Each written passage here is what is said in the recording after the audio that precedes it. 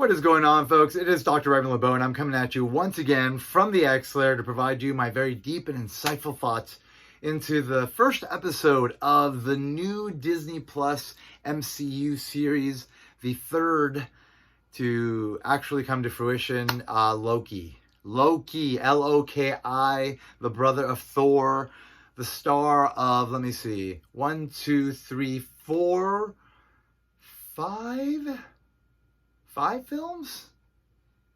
I think 5 films. Avengers, Thor, Thor 2, Thor 3, and Avengers Infinity War. He was in the start of that film. So yeah, he's been in 5 of the Marvel Universe films. And he's a character people love, you know. For me, I could take him or leave him. I don't really care about him, to be honest. I'm not a Loki guy. I never was. I do enjoy him in these films because ultimately I love the entire thing. You know, as a whole, I love the MCU.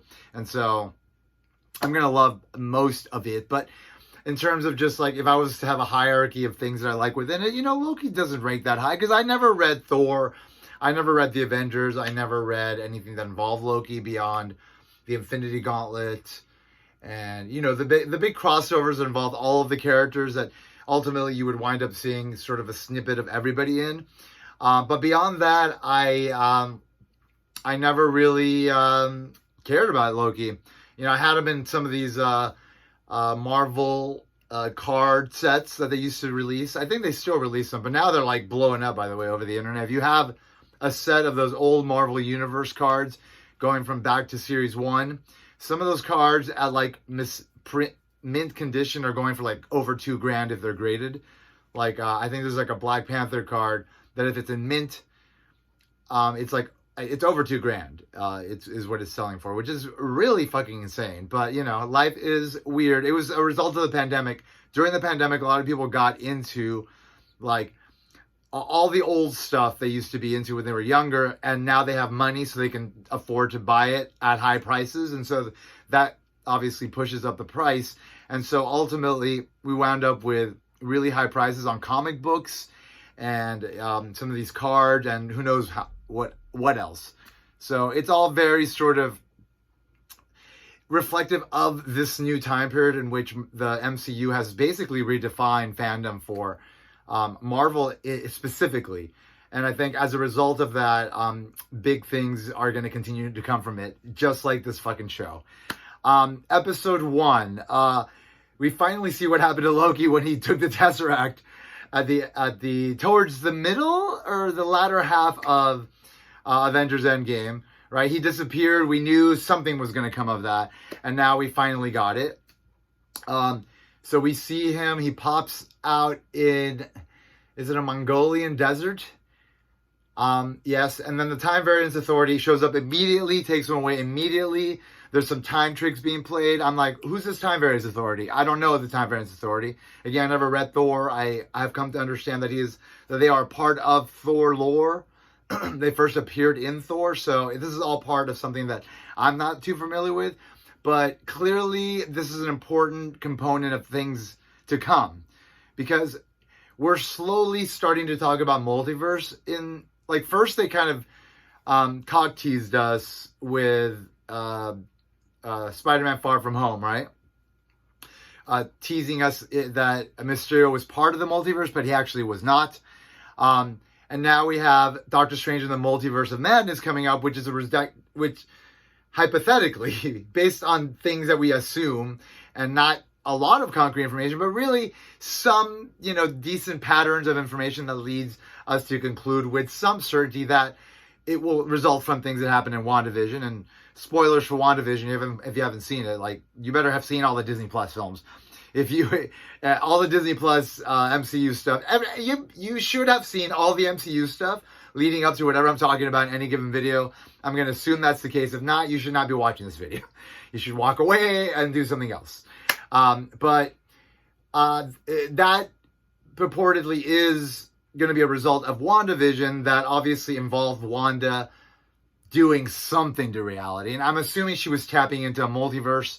And ultimately it's going to be, I am assuming a result of her looking for her children using the Darkholm, and that ultimately leading to, I have no fucking idea what's going to happen. But it can be assumed that in Spider-Man Far From Home, whatever she is going to do post WandaVision already happened. And anyway, is that the case with Falcon and the Winter Soldier as well? When did that happen relative to WandaVision? I think WandaVision happened maybe a couple of weeks after the snap, and then Falcon and Winter Soldier happened immediately after? It might have been right after, right before. Because people are speculating, and these are some long shot fucking speculations, and I don't necessarily buy it, because it would involve quite a bit. But people are speculating that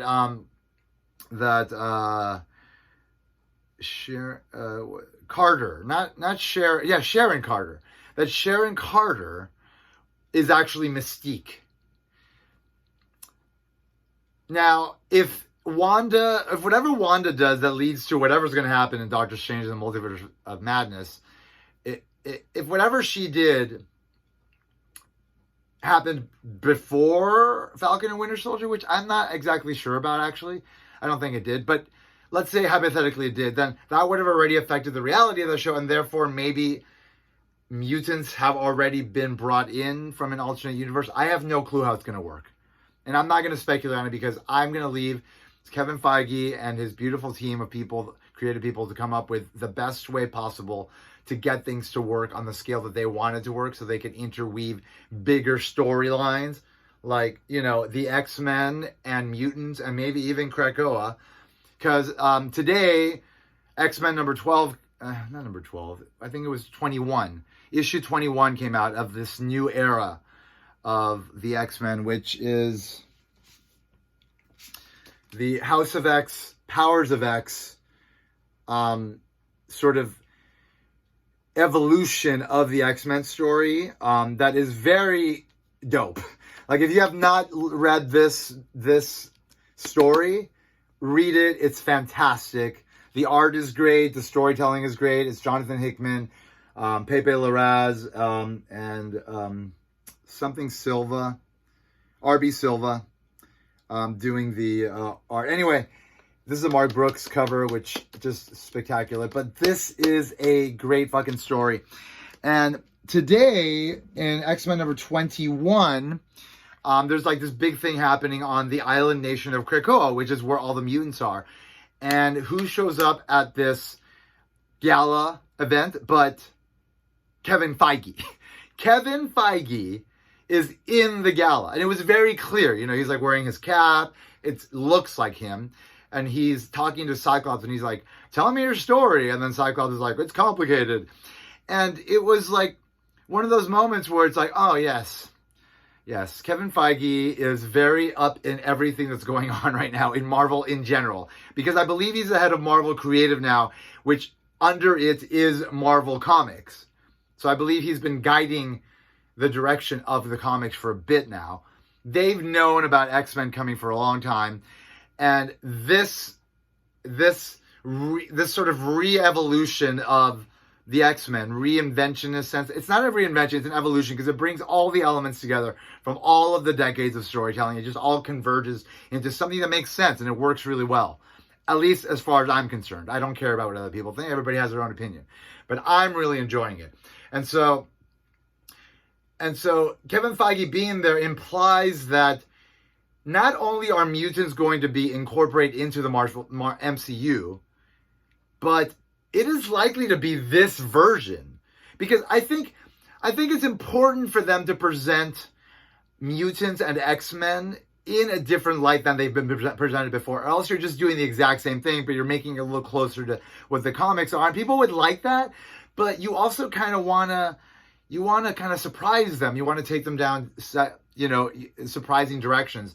There is a beautiful aesthetic to the entire Krakoan world that I think is very suited to what the MCU is now. And I think it would make for some beautiful films and shows, all sort of branching out from this Krakoan sort of aesthetic and sort of narrative foundation. And I'm really excited about that. So the question is, like, how is this all going to come together? If indeed that Sharon Carter was Mystique, like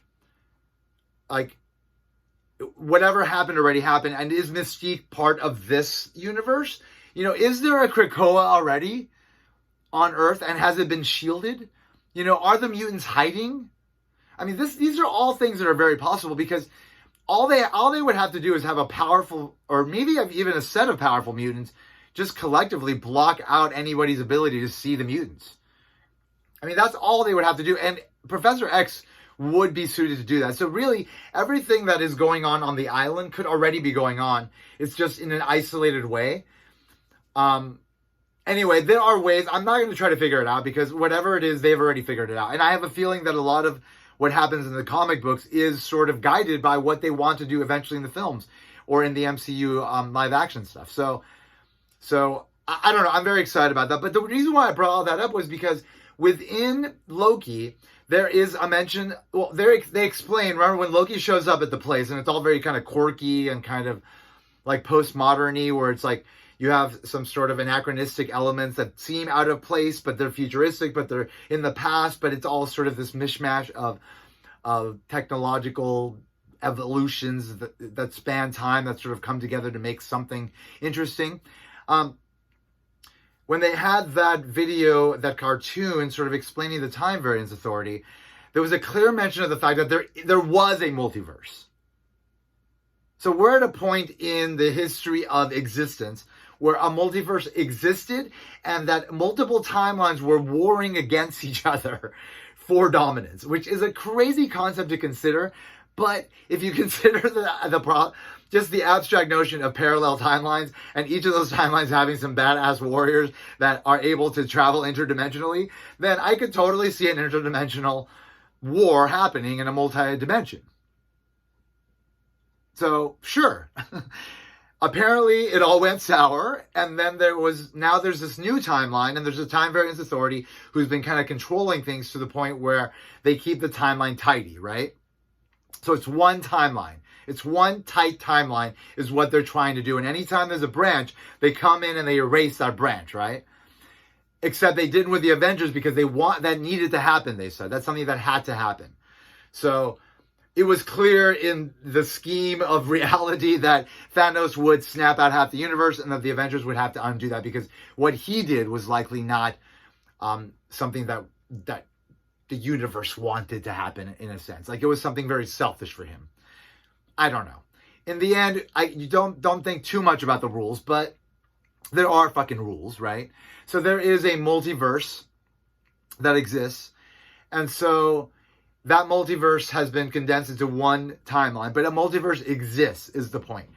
And so having established that from this show, it's clear that we can have multiple dimensions, and therefore we can have multiple timelines, and therefore we can have Andrew Garfield Spider-Man. We can have all the other Spider-Man. We can have, every character that's ever existed of a Marvel character incarnation mashed together into this universe. So it's starting to set up the rules, and they're all very conventional as far as comic book storytelling goes. If you're a comic book person, this is all things that are used on a regular basis to tell stories in the comics. And now, adapting that element into live action is something that DC's been doing. It's something Marvel's been doing. But it's something both of them have been doing in comics forever. And of course, DC did Crisis on Infinite Earths back in, I think, the late 70s, early 80s, where they took a multiverse and they just smashed it all together into one universe, right? And so that concept, I think, has been around for a very long time now. 40, 50 years? 40 to 50 years.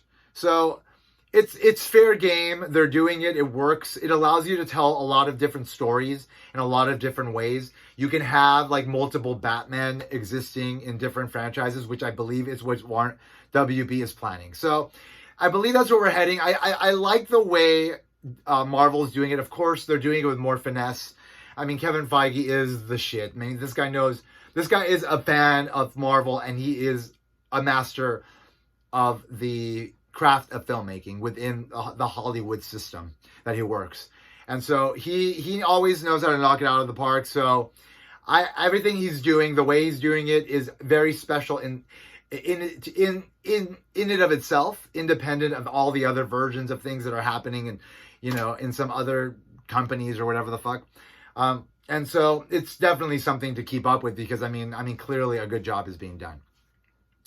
And so I love that he's like kind of sprinkling these ideas throughout these various shows, to kind of get us into the mindset of like an active multiverse sooner rather than later, and therefore opening up the possibilities to all sorts of things, which could then lead to all sorts of really great stories. This is the one I'm looking forward to. X-Men of any sort that's of the quality that they finally deserve is what I'm looking for. Anyway, so Loki, I really enjoyed the aesthetic of the show. I enjoyed all the actors. The woman that is the one that captures him, that he's playing games with when he finally gets the reverso switch or whatever that's called, whatever that was, that button that makes you move back in time or whatever. She is awesome. She was in Lovecraft Country. I don't know if you've seen that. If you haven't, I would check it out if you're a horror fan. It's on HBO Max. It is it is this weird kind of like episodic / serialized story, where every story it's one long story, but every episode is kind of its own genre. It's really interesting, and there were a lot of big swings taken. Maybe not all of it works, but you got to respect it. And everybody did a great job. And this actress did an amazing job at the part she played, which was crazy. Crazy. You need to watch it. It's fantastic. The whole thing. Just incredibly fucking wow. And she's great. I love her in the show. The Luke, is it Luke Evans? I think it's Luke Evans. The other dude that plays the Time Variance Authority detective, fantastic. The judge woman was very cool. Everybody, I enjoyed everybody, even the guy. Oh, Casey, the guy that played Casey, that had all the Infinity Stones, which was hilarious, right? Like all these Infinity Stones and they're powerless there. That guy, I like that guy. And it's funny because there was a reference to Scream in that scene where Loki goes and gets the Tesseract from him, that only if you're a Scream fan you would know. But Drew Barrymore's name is Casey in the opening of Scream when she gets butchered. Spoilers, sorry if you haven't seen the movie. It's been a long time, almost 30 years now. But so she's named Casey, and one of the things that Ghostface says to her is like, "Open the door, I'm gonna gut you like a fish, Casey." Or maybe not specifically that, but very close to that. And that's what Loki said to her. He's like, to Casey, the dude, he's like, "Give me the Tesseract, I'm gonna gut you like a fish, Casey." And I was like, that is straight up Scream. That the dude that's writing this is referencing Scream in a Marvel film, and I love every fucking second of it. I watched Scream again on the live screen, on the big screen, for my birthday a couple of months ago, along with Back to the Future. Both fantastic experiences. Had to shout that out. If you're watching, my buddy Mike was there. We had a great time watching Back to the Future for the first time on the big screen. Fan-freaking-tastic. If you can do it, figure it out, do it. Freaking just worth it. So yeah. So I like the actors. This show, clearly this is the first episode of a 6-episode show, which ultimately will make a movie, right? This is the first act. We're setting things up. Loki is figuring out, first of all, are these people for real? Yes, is ultimately the answer he gets to.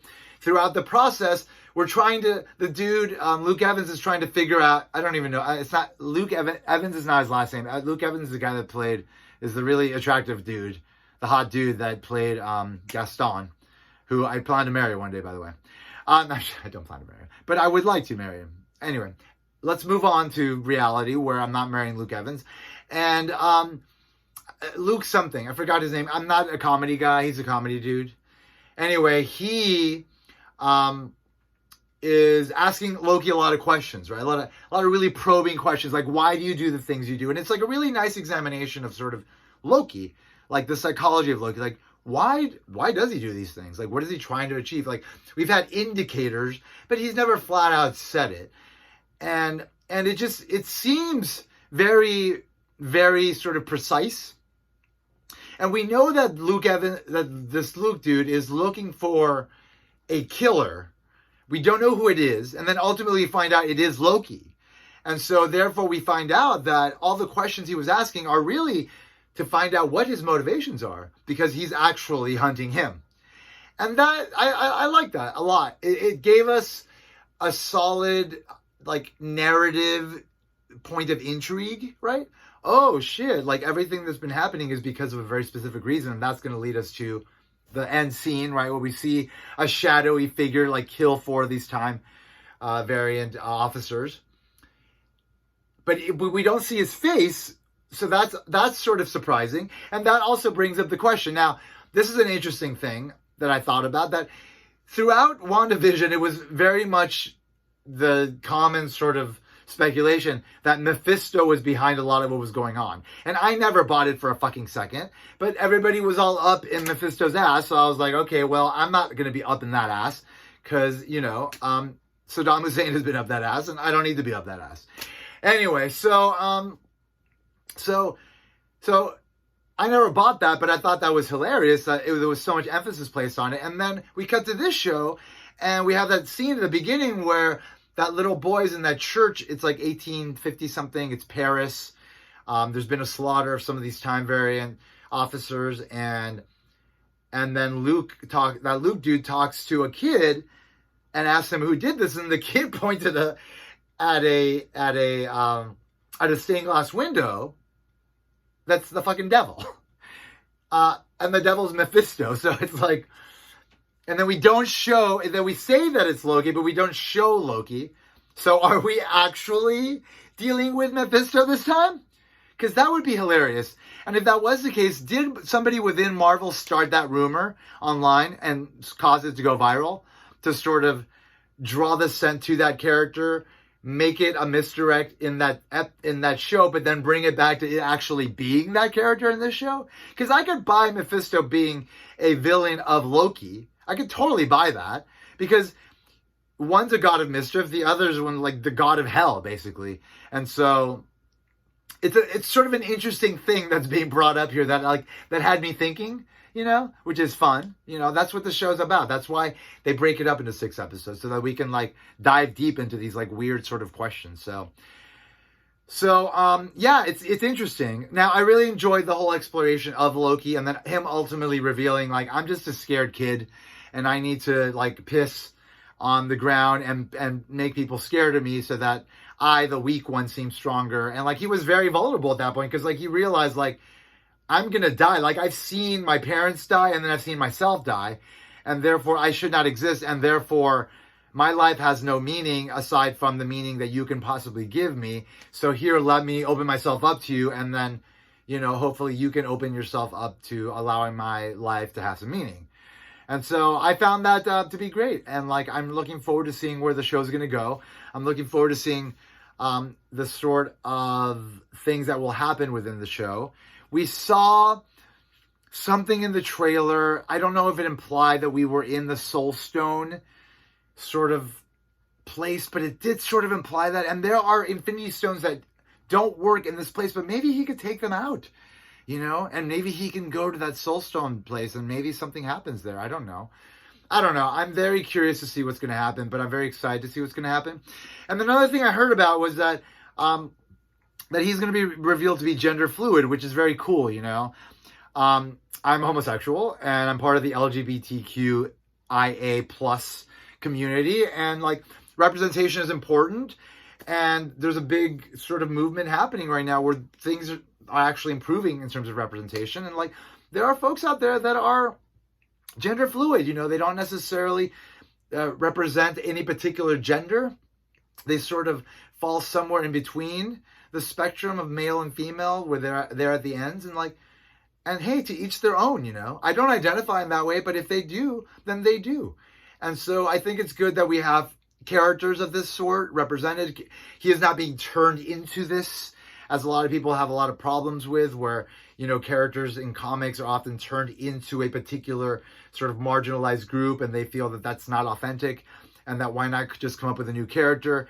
And, you know, my answer to those people is like, yes, sure, but also all of these characters that we all love so much were created at a time where it was in fashion to basically exclude people, and that was fine. And so now we're in a different world where that is not in fashion. And, you know, I think I'm all for people like kind of pushing the boundaries of representation and changing the nature of some of these characters so that we can have a more sort of diversified range of these characters that people love, so that everybody can have people to identify with, rather than, you know, there being a particular group that everybody identifies with that is very exclusionary of most people.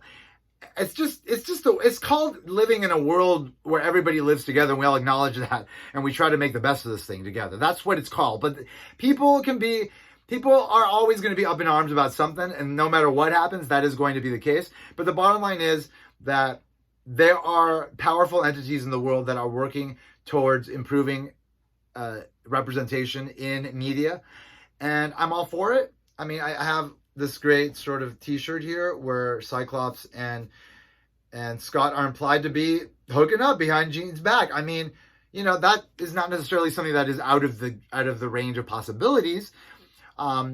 Just because we've seen things be different does not mean that this could not also exist.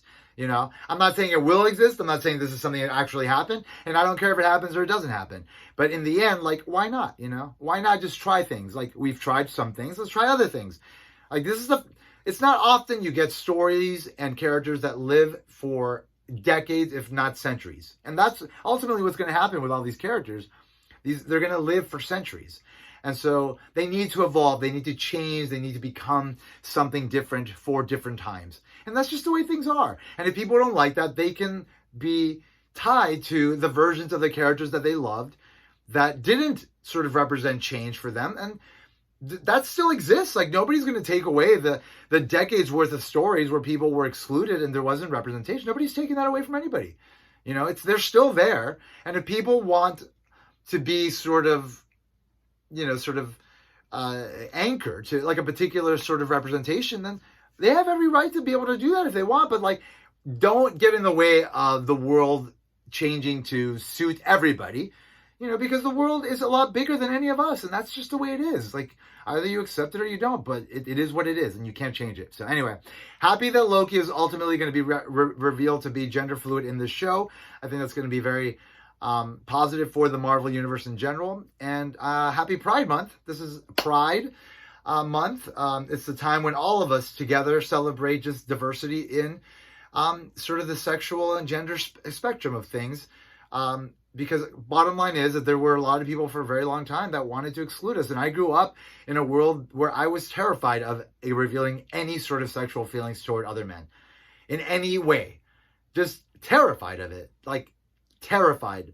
It took a lot of mushrooms and my 20s to get me out of that finally, fortunately, but that's the way it was, you know, and things have changed, and it's because people have fought for it, and like, I'm all for people fighting for more of it, and therefore, you know, change, good, let's keep moving forward all together. We should be together, but people are never going to be all together because that's just not the way it's going to work, and that's just we have to be okay with that, but I'll always strive to make the world better, because hey, if not, then we're not going to have a lot of great Marvel stories indefinitely coming at us, which is the way it looks right now, because as the world evolves, so do the methods and the angles of storytelling, and that ultimately leads to a lot of interesting new stuff, and that's ultimately going to make life better for everybody. So hey, let's move forward. Let's continue enjoying the show. I like what we saw so far.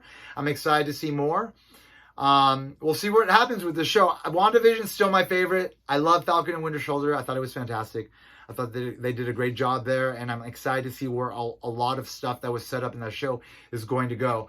And I'm excited to see where this show goes. So next week we'll have another episode and we'll have another chat.